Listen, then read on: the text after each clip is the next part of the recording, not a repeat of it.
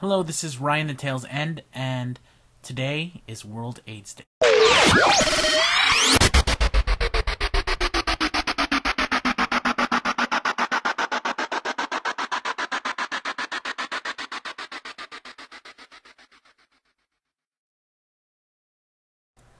As many of you may know, or may not know, I work for AIDS Healthcare Foundation. We provide services to people who are HIV positive and who have the acquired immune deficiency syndrome.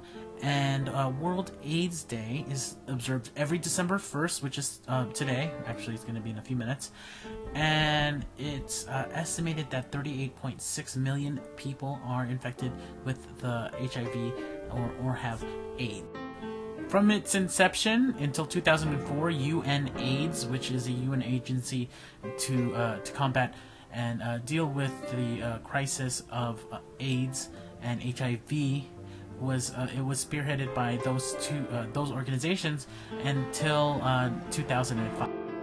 In 2005, it was turned over to the World AIDS Campaign, WAC, who has and since 1998, it's chosen many different themes. Among them are communication, youth, women and age, sharing the challenge, community commitment, ACT, AIDS and the family, shared rights and shared responsibilities, one world, one hope, children living in the world with AIDS, force of change, World AIDS Campaign with young people, listen, learn, live, World AIDS Campaign with children and young people, AIDS, men make a difference.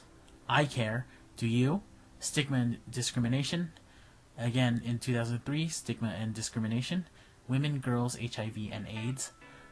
Stop AIDS, keep the promise. And now we have Stop AIDS, Keep the Promise, accountability, and leadership. So throughout its years, and it's going to come up to its 20-year anniversary pretty soon, next year, it's a very big issue. It affects millions of Americans, Europeans, and countless people in Africa, South America, Asia, and it starts with you. It starts with you because we need everyone to be educated with AIDS, and one of the biggest problems is people do not get tested. Here in Southern California, you can get a rapid oral test. In 20 minutes, you can figure out if you have the antibodies for AIDS by just swabbing your gums with a rapid HIV test. So everyone out there should get one of those rapid tests. I just got one. I'm negative. I'm glad I'm negative. But if you are positive, you need to know, so that you can be educated, so that you won't infect other people. And that's the only way that we can stop AIDS and HIV, in making sure that everyone is educated, making sure that everyone is having safe and protected sex, making sure that people are not sharing needles, and making sure that people in general care. People who have HIV are not dead. It's not a death sentence. You have many, many years before you will have even any symptoms of HIV, and many, many years before you actually get AIDS. Tomorrow, across the world, and today, because it is tomorrow already in other places, there will be people marching in commemoration of those who died of AIDS and HIV-related illnesses. Make sure to do your part.